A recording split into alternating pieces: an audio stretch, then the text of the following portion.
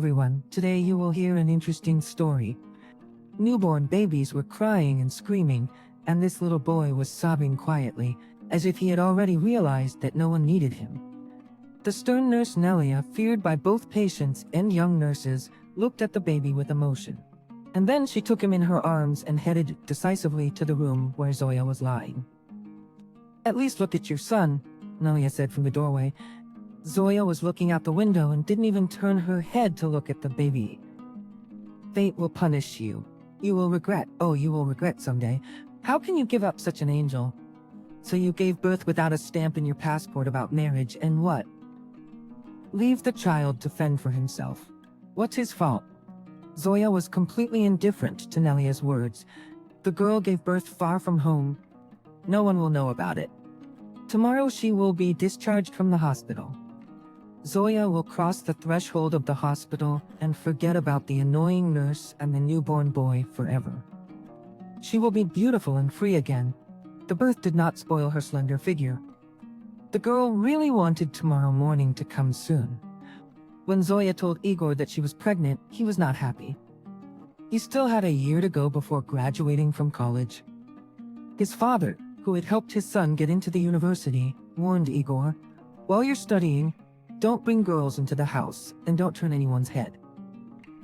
And my mother did not want her almost 2-meter-long favorite Igor to fall in love with some dopey girl, and she would lose her son's attention. His mom liked it when Igor accompanied her to concerts, to the store, anywhere.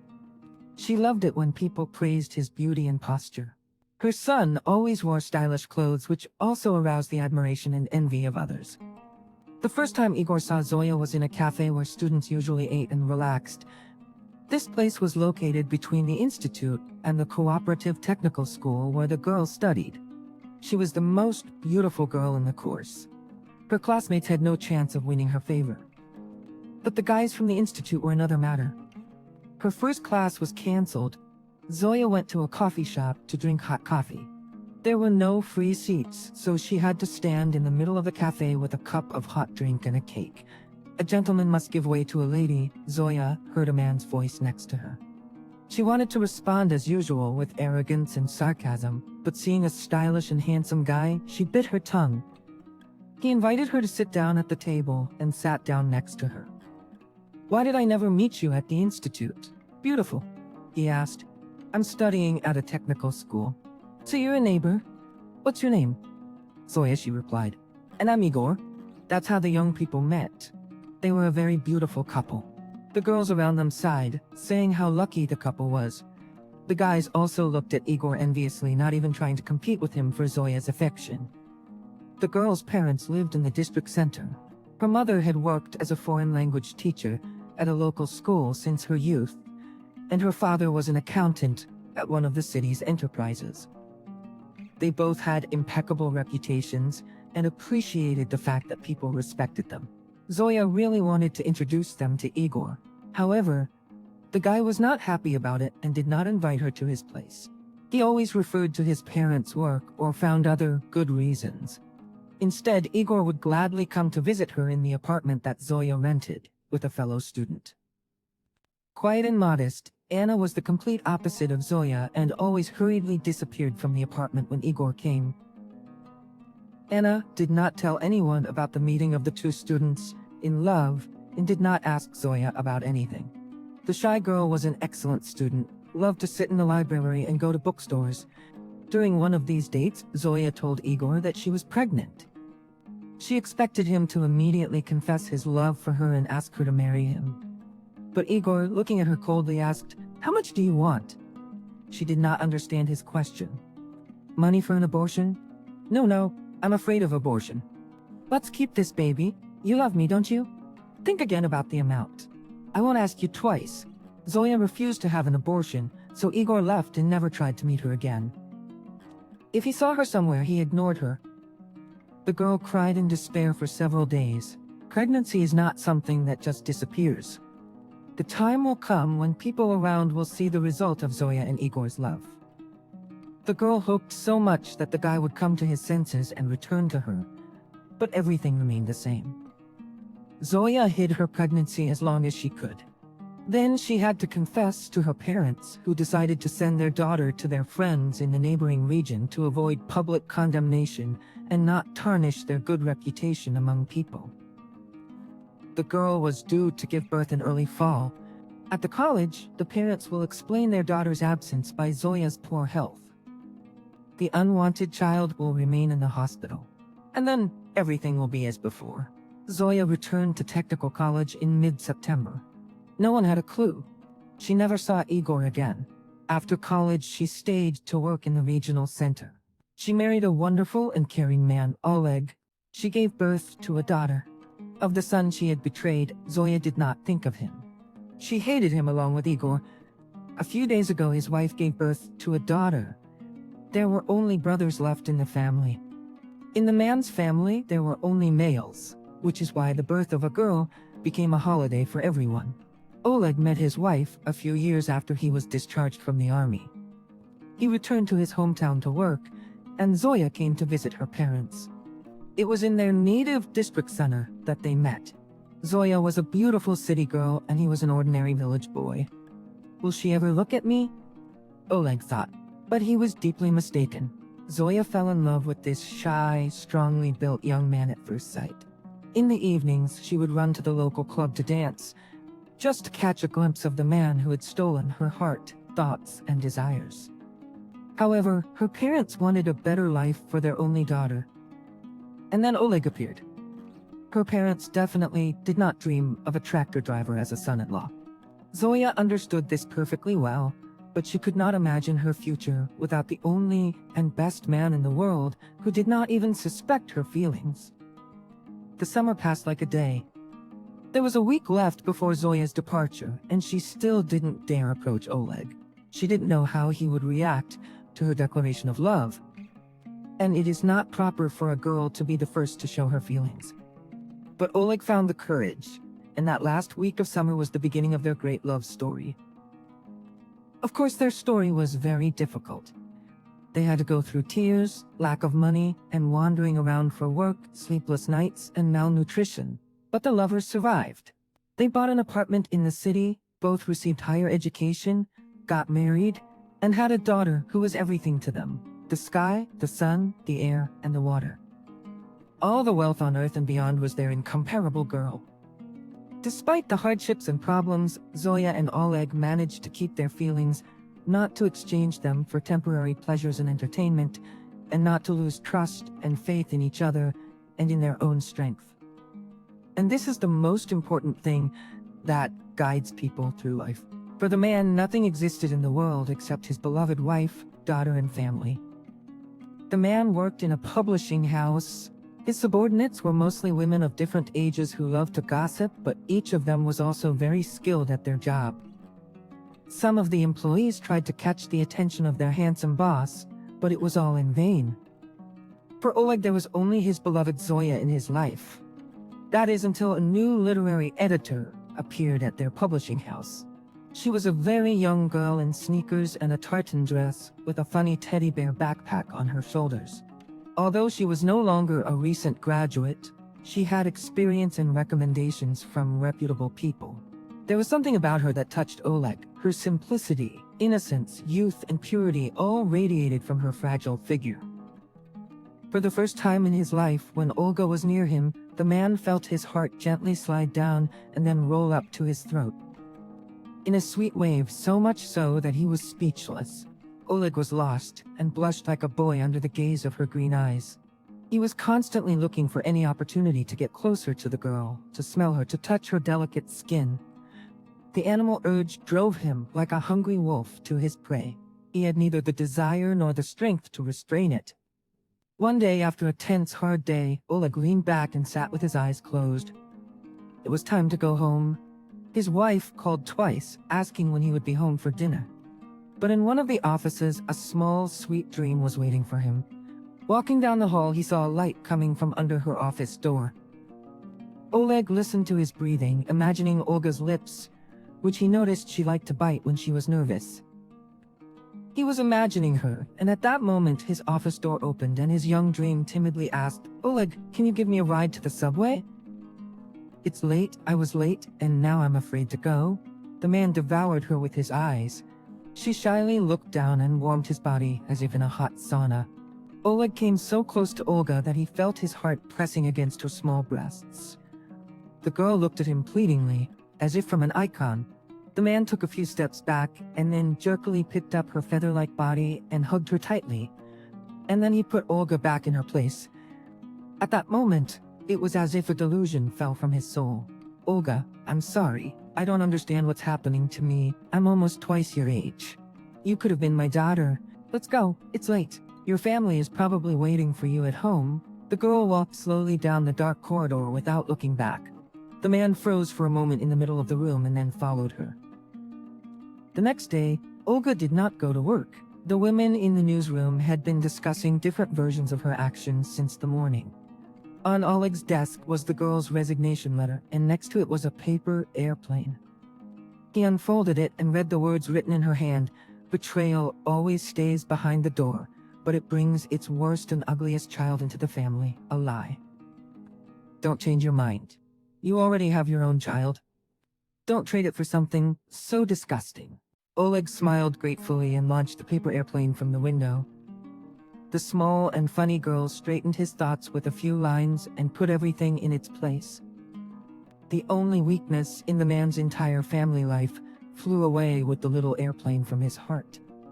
Of course, his dear and beloved wife would never know about this moment in his life. He was grateful to fate that he hadn't done anything stupid and that his conscience was clear before Zoya, who jealously guarded her daughter. No matter how much she wanted to forget her great sin in her youth, her memory brought her back to those days.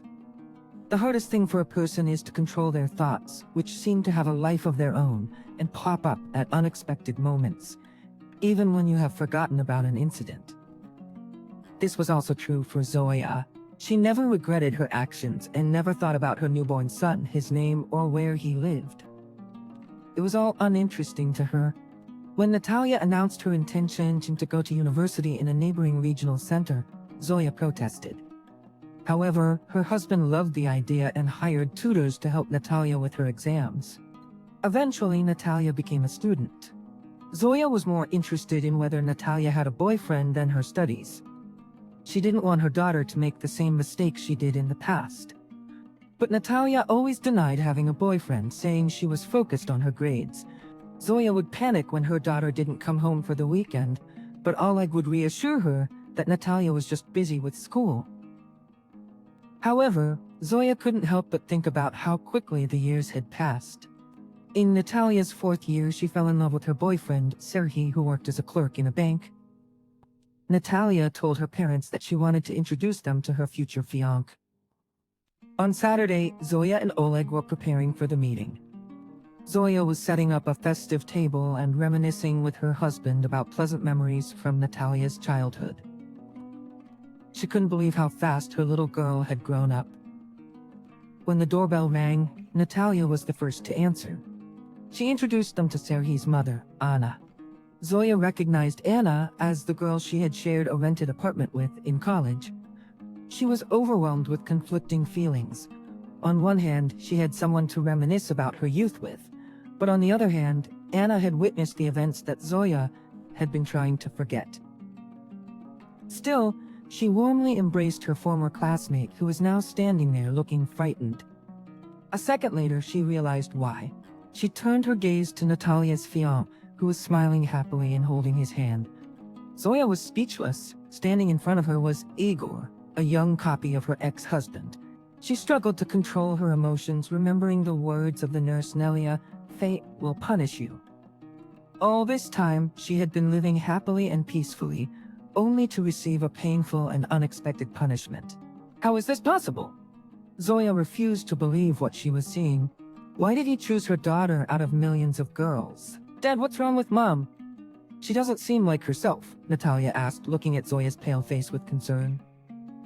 She must be nervous. I've never seen her like this before either. Oleg took his wife's hand and invited the guests to the table. Anna sat down opposite Zoya and kept her eyes on her. Natalia, not noticing the tension between the women, said, "Mom and Dad, I want to tell you something so that there are no questions later, as they say. Serhiy is Anna's adopted son. His birth mother abandoned him in the hospital right after he was born. She was a terrible and heartless woman. He was adopted by Anna and her husband. They are wonderful people, and I liked them and they liked me. His parents are proud of Serhiy and believe that one day he will become a respected banker. Natalia joked. In the meantime, Dad, pop the champagne. Mom, are you with us? Zoya didn't know how to confess her sin to those present. Her daughter loves Serhiy, so she would never forgive her.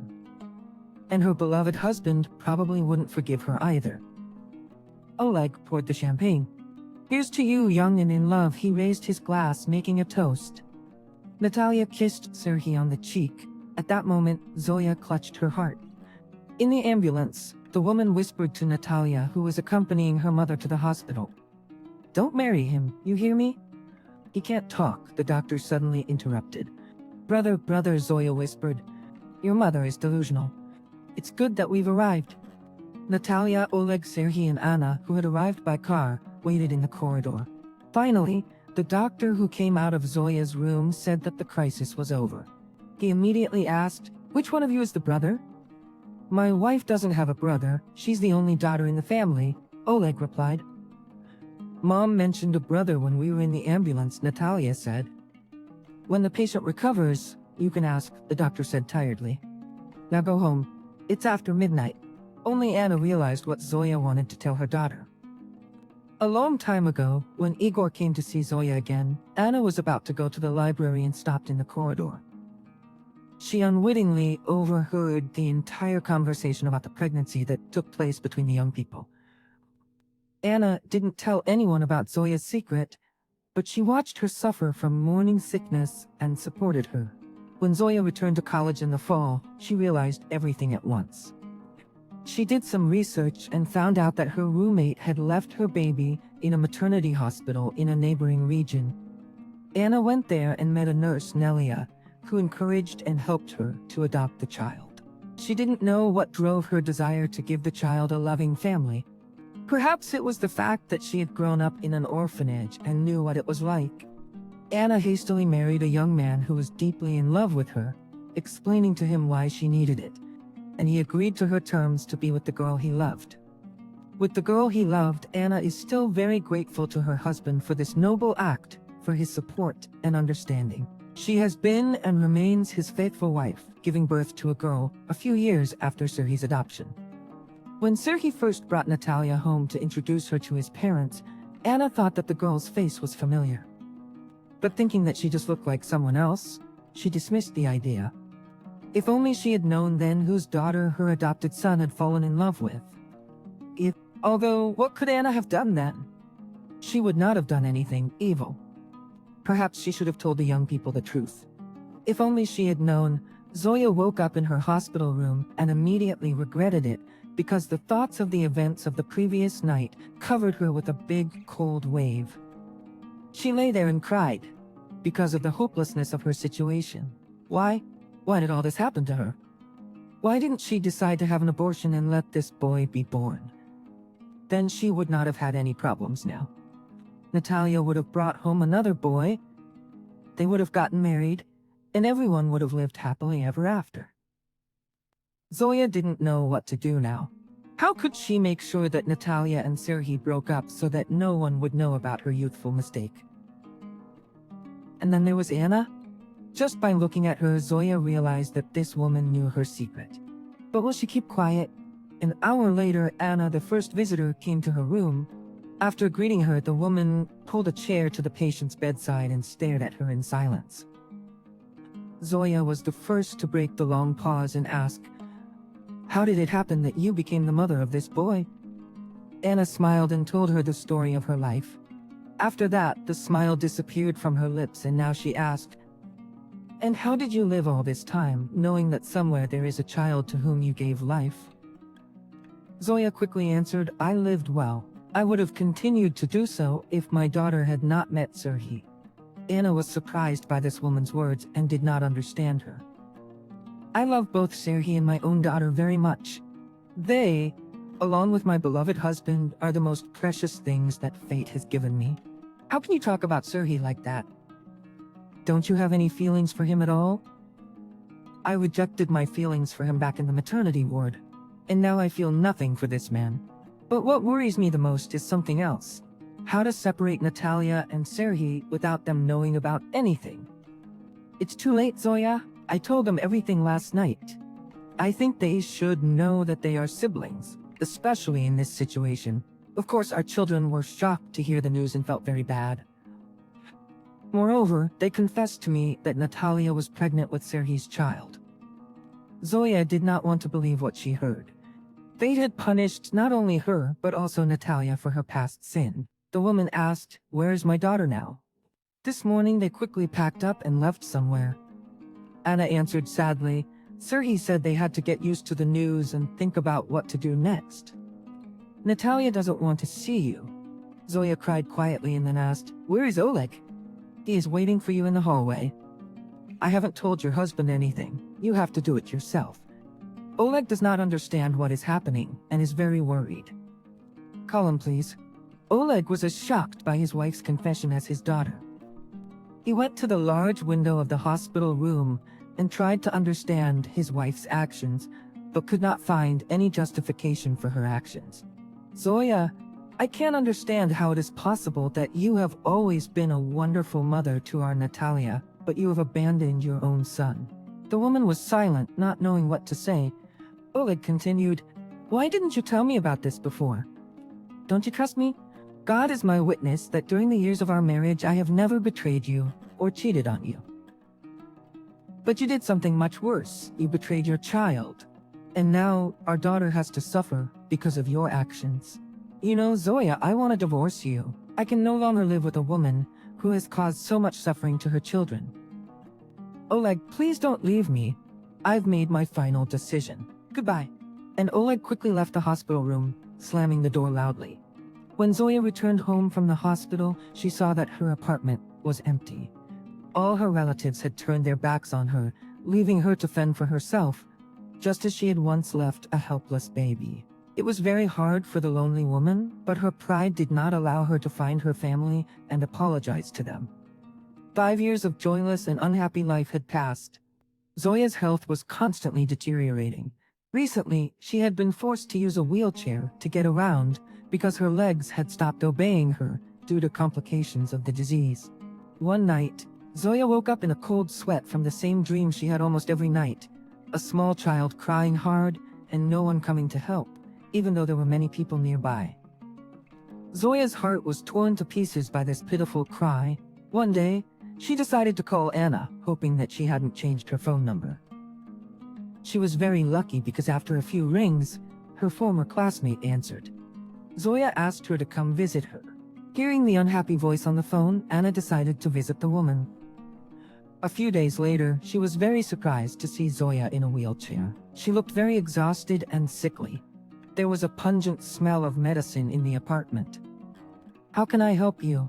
Anna went into the room and opened the window wide, letting in the fresh April air. "Please tell me what you know about my children. I don't have the strength to live without knowing how they are." Anna saw sincere remorse in Zoya's voice. She told her that Oleg had remarried. His new wife is a very wonderful woman who loves and respects her husband. Natalia, after learning that Serhiy was her own brother, was forced to have an abortion and was unable to give birth again. She recently got married, and together with her husband they adopted 2 boys whom they love very much. So now they are enjoying parenthood and planning a trip abroad. Serhiy has been married for several years. His wife recently gave birth to a beautiful daughter and he is very happy in his marriage. Anna continued, "We often gather together for the holidays, Oleg and his wife, the children with their families, and me with my beloved husband. The past disaster has strongly united and bonded all of us. But we are glad that we were able to survive this difficult period." "Does anyone remember me?" Zoya asked. "I'm sorry, but no. It still hurts Natalia a lot that she can't give birth to her own child." She blames Zoya for that. If Zoya had once shared what she did with Natalia, maybe things would have been different. Zoya realized now how thoughtlessly and recklessly she had acted with her own son, and the burden of this act would now weigh on her for the rest of her days. At the moment, she really wanted to apologize to her children even if they would not forgive her. The woman began to tearfully beg Anna to help her see Sergei and Natalia. She promised Zoya that she would try to help her in some way. A month of loneliness passed. No one came to see Zoya. She had already resigned herself to the fact that she would not be able to ease her conscience in front of her family. In the morning, it was raining heavily and Zoya was looking out the window sadly. Suddenly, she heard the front door open. Perhaps a neighbor brought bread, she thought, and was surprised to hear children laughing. Turning her head to the door, Zoya saw Sergei enter the room with a little girl in his arms. Next to him was a beautiful blonde woman, probably his wife.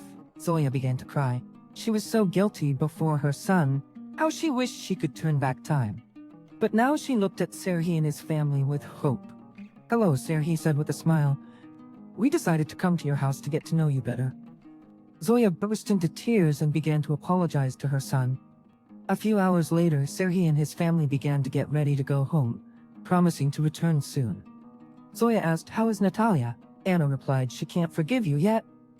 She needs time, but do not lose hope that your daughter will come to you one day." As Zoya fell asleep that night, she thought about what a good man her son had grown up to be. She realized that Anna was responsible for this and sincerely wished this woman health and a long and happy life.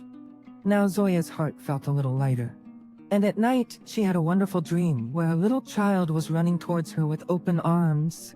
The child was laughing happily. Dear listeners, your support is very important to us.